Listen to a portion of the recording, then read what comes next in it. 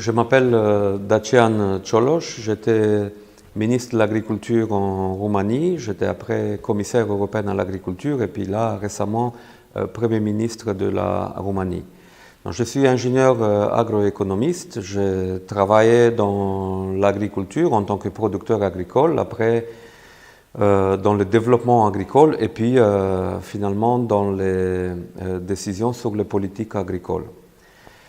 Je crois qu'en Europe, le défi alimentaire, il est plus d'actualité que jamais, même si on a l'impression que du point de vue quantitatif, l'Europe peut assurer son autosuffisance. Aujourd'hui, la question n'est plus autant de comment on produit les quantités, mais comment on assure que la production agricole peut se pérenniser et qu'on peut faire ça en assurant aussi le renouvellement des ressources naturelles dont on a besoin pour la production agricole. Et en même temps, comment faire pour qu'à travers la production agricole, on réponde aussi aux demandes de produits alimentaires, demandes qui est de plus en plus diverses, les consommateurs qui sont de plus en plus exigeants. Et puis, un autre défi auquel on doit trouver une réponse, c'est qu'après quelques décennies d'industrialisation de l'agriculture et de déconnexion entre les consommateurs et les producteurs agricoles, entre le milieu rural et le milieu urbain, comment faire en sorte pour qu'on assure cette reconnexion entre le rural et le urbain et qu'on fasse en sorte que le défi alimentaire auquel l'Union européenne fait face, en termes de quantité, en termes de qualité, en termes de diversité, en termes de sûreté du point de vue sanitaire, mais aussi de développement de territoires et de gestion des ressources naturelles, de l'environnement, des changements climatiques, que donc tous ces défis soient assumés à la fois par les producteurs agricoles et aussi par les citoyens qui vivent en ville, donc à la fois par le milieu rural et le milieu urbain. Pendant longtemps, nous avons délégué quelque part la responsabilité de trouver des solutions au niveau politique et au niveau décisionnel, au niveau européen et puis au niveau national. Et maintenant, on se rend compte que toutes ces politiques agricoles européennes ou nationales ont des limites, que l'agriculture n'est plus seulement une question de budget qu'on alloue pour subventionner les agriculteurs, mais c'est surtout une question de comment on trouve les équilibres entre la production agricole, la gestion des ressources naturelles et les attentes sociales des communautés rurales, mais aussi des communautés urbaines.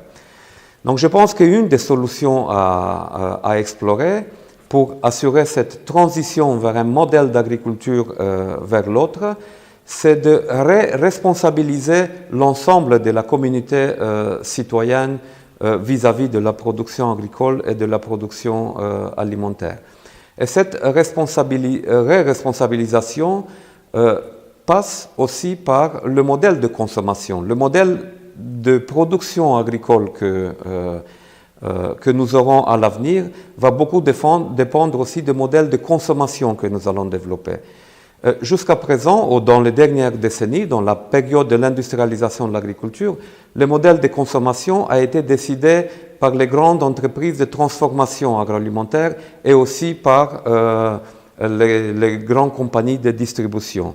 Donc là, à mon avis, avec une implication de la société et des communautés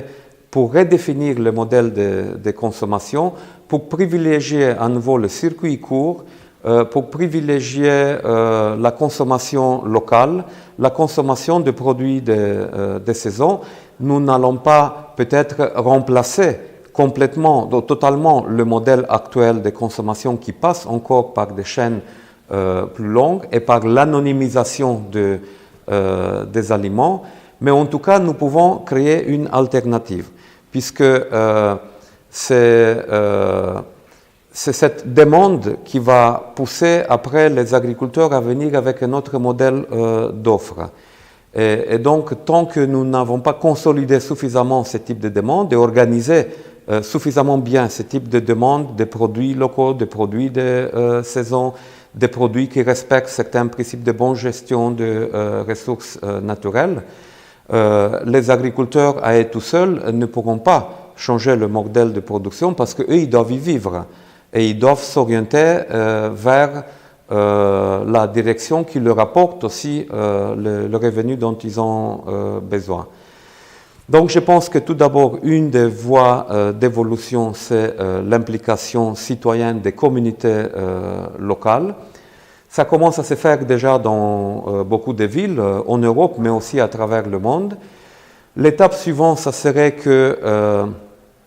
les élus locaux, les mairies, les conseils locaux commencent à formaliser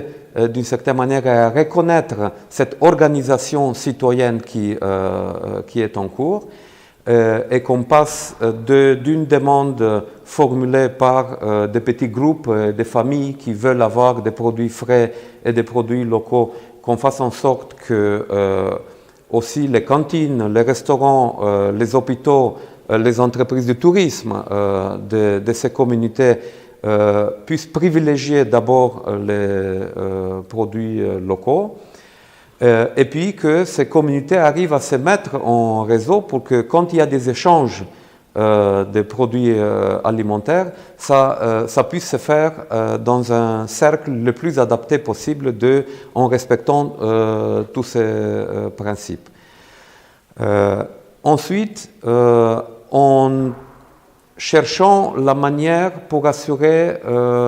la bonne rémunération de l'activité agricole aux producteurs agricoles et pour que cette rémunération ne passe pas forcément et ne soit pas dépendante des subventions qui viennent du secteur public. Qu'on arrive à travers l'éducation, à travers la promotion, de faire comprendre aussi les consommateurs, les citoyens, que l'alimentation ne doit pas rester le dernier poste de dépenses dans la famille. Qu'investir dans l'alimentation, c'est aussi investir dans la santé et aussi investir dans le bien-être de la famille. Je pense qu'avec toutes ces choses qui peuvent se faire au niveau micro, au niveau local, on arrivera après à faire changer les choses au niveau macro, au niveau de l'approche politique globale sur une grande région comme c'est l'Union européenne, mais aussi à l'échelle internationale. Et puis au niveau international, tant qu'on fait toujours la séparation entre les pays développés et les pays en développement, en alimentant l'impression, qui à mon avis est une fausse impression, que la problématique des pays riches est différente de la problématique pauvre, là aussi nous allons créer des illusions qui nous ne mènent pas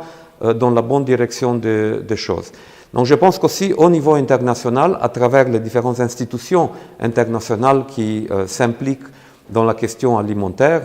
l'ONU, la FAO et bien d'autres, mais aussi les politiques de développement que les pays riches sont en train de promouvoir envers les pays en développement. Là aussi, nous devons faire en sorte que les modèles de production agricole que nous sommes en train de promouvoir avec les programmes de financement que nous avons à disposition prennent en compte les réalités des choses de pays respectifs et que nous ne créons pas l'illusion que les grandes chaînes alimentaires, des chaînes de plus en plus complexes, de moins en moins durables, et que ces grandes chaînes donc vont résoudre le problème de la famine. Soutenir l'agriculture familiale, même si à côté on développe aussi des entreprises agricoles qui peuvent se développer sur des bases de durabilité, mais soutenir le modèle d'agriculture familiale ou le modèle d'agriculture communautaire, parce que dans beaucoup de ces pays,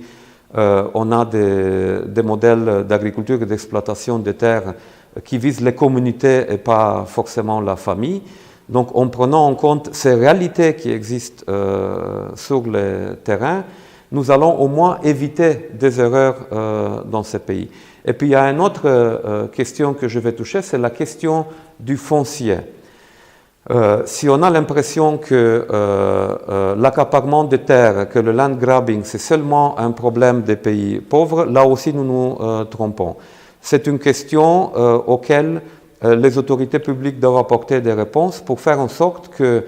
la terre ne soit pas seulement sur le contrôle des capitaux, sur le contrôle de ceux qui ont l'argent pour investir dans l'achat des terres, que la terre gagne aussi sa valeur patrimoniale et qu'à la terre agricole soit reconnue aussi la valeur patrimoniale qui est au moins tout aussi importante que la valeur marchande, et qu'on fasse en sorte que quand on parle de la gestion des ressources naturelles, on pense aussi à la gestion des terres agricoles pour assurer la durabilité du développement de l'agriculture et pour assurer des modèles agricoles qui soient durables.